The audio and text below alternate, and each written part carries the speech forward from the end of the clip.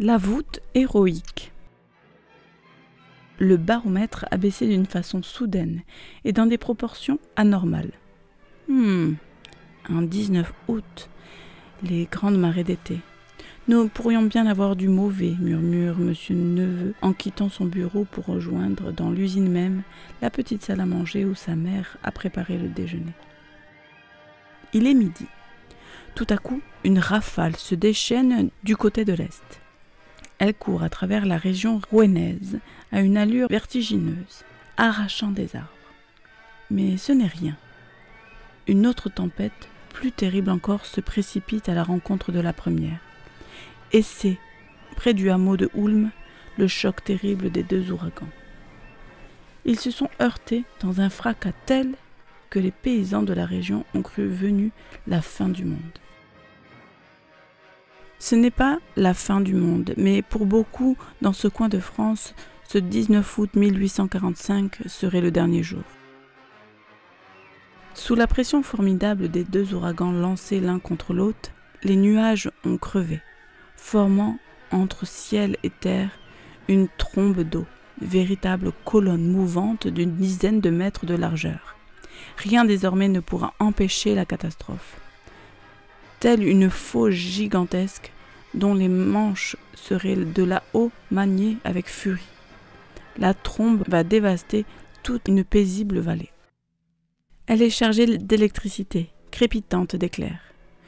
Une insupportable odeur de soufre s'en dégage. L'atmosphère est aux environs surchauffée.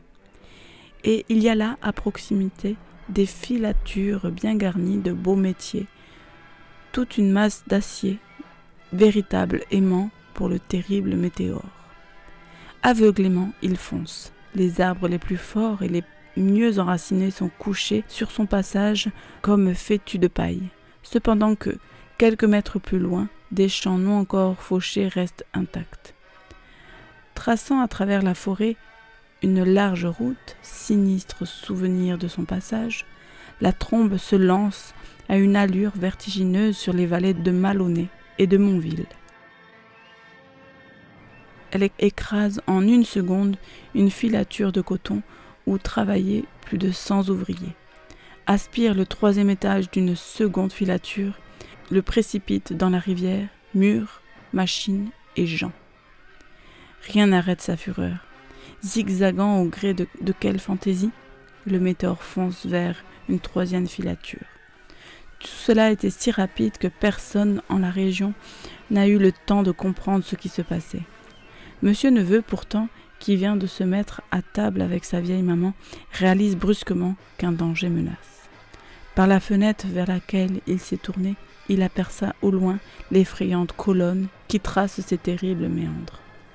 Instinctivement, il a bondi de sa chaise, s'est précipité sur sa mère encore assise, qu'il enserre de ses bras puissants en un geste protecteur, dont il ne sait pas bien la porter. C'est à ce moment précis que la trombe s'abat sur l'usine dont il est propriétaire. Les bâtiments se sont effondrés avant qu'il n'ait pu faire un geste en faveur des ouvriers. Quand il revient à lui, après un moment d'étourdissement, Monsieur Neveu se retrouve à quatre pattes, genoux et poignets à terre, le dos recouvert d'une masse de gravats qui pèse cruellement sur ses épaules. « Maman ? Ne crains rien, mon petit, je suis là. Blessé ? Non, tout va bien pour moi, et toi ? Moi aussi, mère. » Il n'a rien dit. Coûte que coûte, il faut que la malheureuse femme ignore dans quelle crucifiante position son fils se trouve. Car elle est là, étendue exactement dans cet espace étroit que son corps à lui, arc-bouté contre les démolitions, laisse libre. S'il vient à céder, c'est l'écrasement pour tous les deux. Combien de temps resteront-ils ici ? Nos pauvres ouvriers, gémit Madame Neveu, qui devine l'importance du désastre. La trombe a fini par s'évanouir un peu plus loin. L'atmosphère aussitôt est redevenue calme de tous les côtés. Les secours arrivent, pompiers, compagnie du génie, médecins. Mais il y a tant de sinistrés, tant de dégâts. 3 heures passent durant lesquelles Monsieur Neveu héroïquement continue d'assurer au-dessus du corps de sa mère, une voûte vivante.